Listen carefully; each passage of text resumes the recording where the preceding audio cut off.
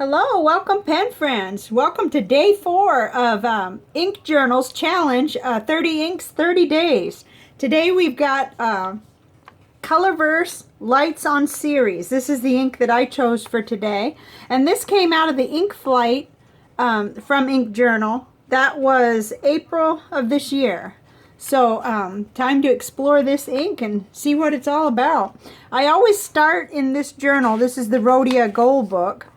And as you can see, I filled up the first spread in here. So here it is.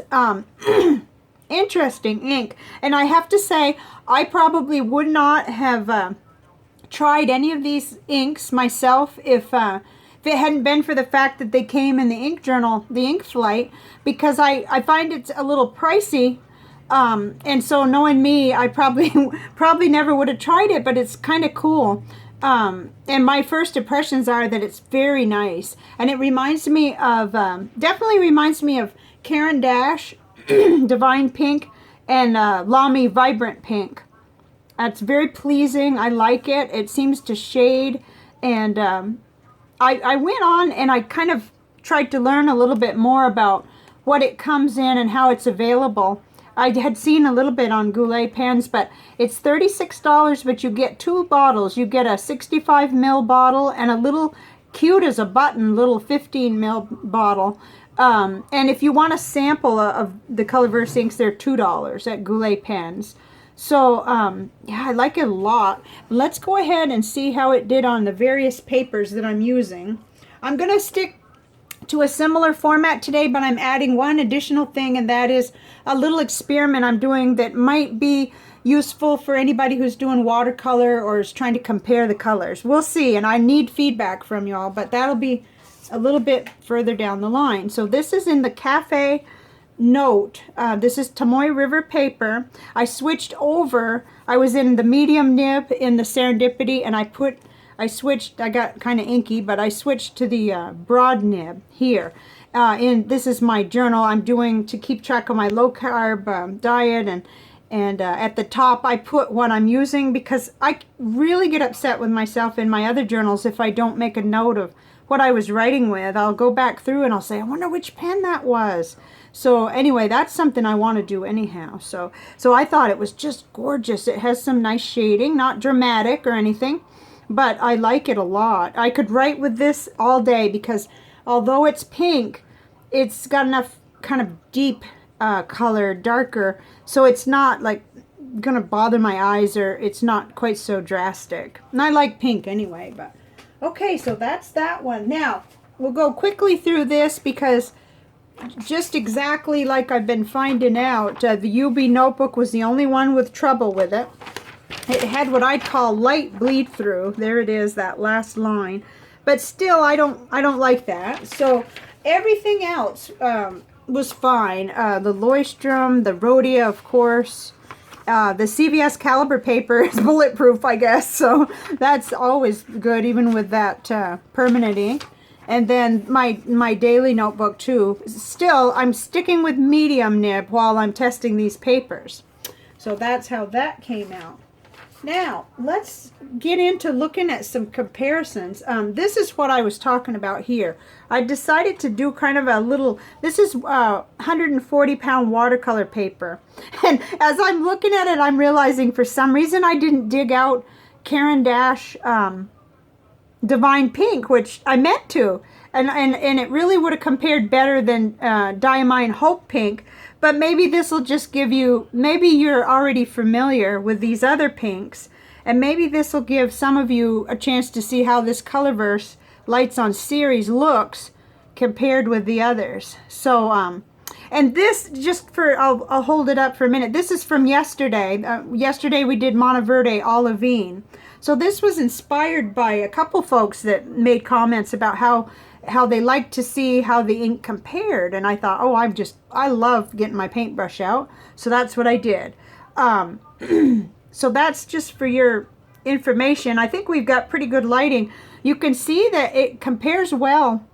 Colorverse Lights on Ceres, and I'm holding it at an angle so that you can get more of the natural light on this than my overhead helper there. it compares well, I think. And then, of course, you got your standard, your bright Diamine Hope Pink, which I love, but I'm not quite sure I want to look at that as long at a time. It's nice, though. But I do like those deeper colors. And shoot, I'm sorry I didn't... Oh, here it is. It's not going to compare exactly, but Caran Divine Pink, which was sent to me by a pen friend, that seems to be right in that same general area, but too bad I didn't put it here, because anyway, that's just me getting excited about the project, I guess. So that's for your information there.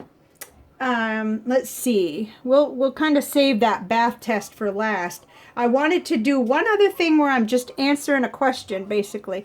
Lawrence asked about whether the Stipula Passaporto would also fit well into this extra short rickshaw pen sleeve, and it sure does. In fact, it doesn't come out or anything because it's got that. Let me show you. The pen has that short little, chubby little center, so it ends up being just right for it, and it goes right in. Let me pinch where it... That reminds me of buying shoes, you know, for a kid, where you pinch. So, you know, you have that little bit, but to me, I don't see how you're going to get any closer of a fit. So, as I had mentioned, the answer is yes, it does fit. And I think it makes a perfect fit, actually.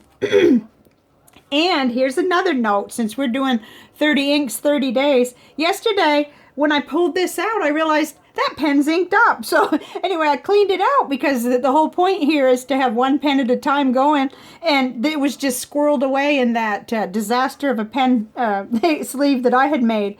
But it's clean now. If you're watching this, Tom, it's clean now. Okay, so that's where we're at here.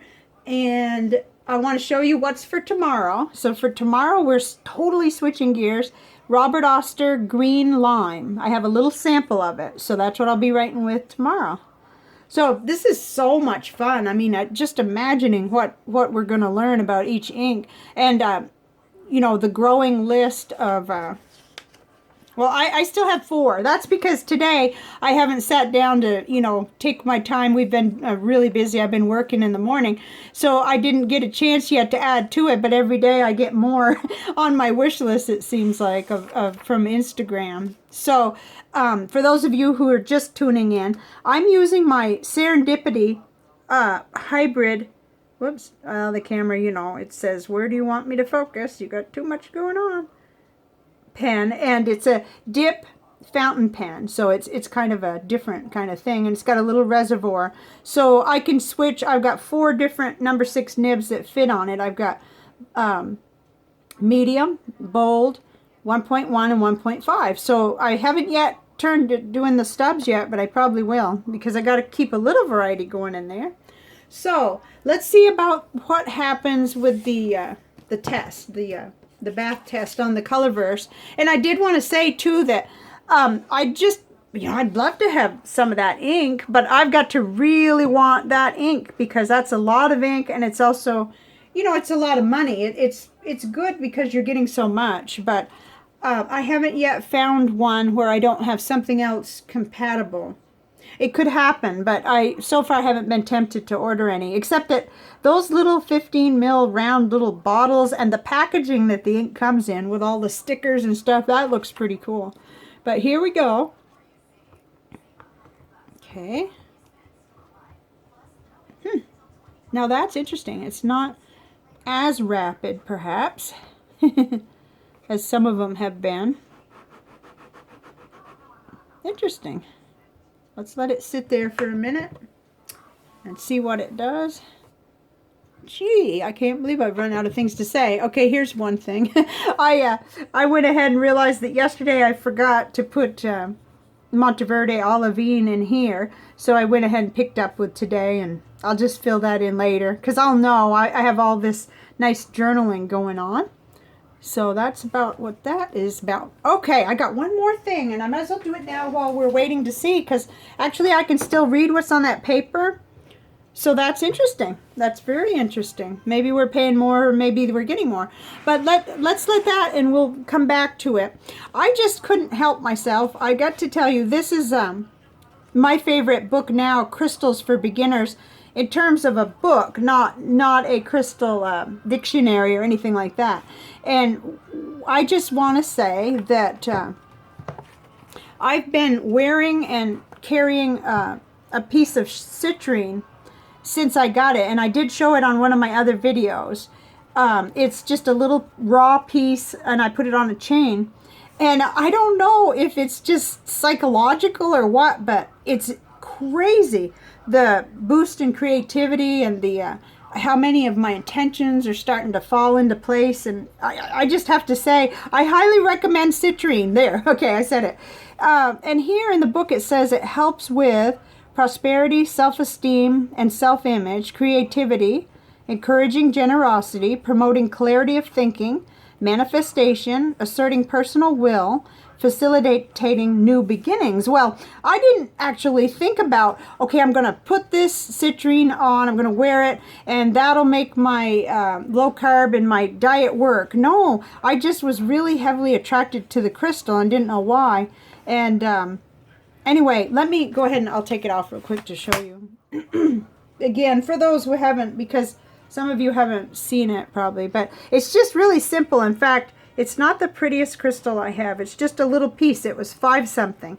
Not counting the chain, because the chain is just a little, you know, dog tag chain. But anyway, I've been wearing it though every day. I just can't help myself. And I do think that it's like, I mean, I'm the one making these intentions, but I think it's making a big difference. So I thought I'd mention it because those of you who are looking for crystals, they're not these crystals are not expensive, and it doesn't matter what size pieces that you get.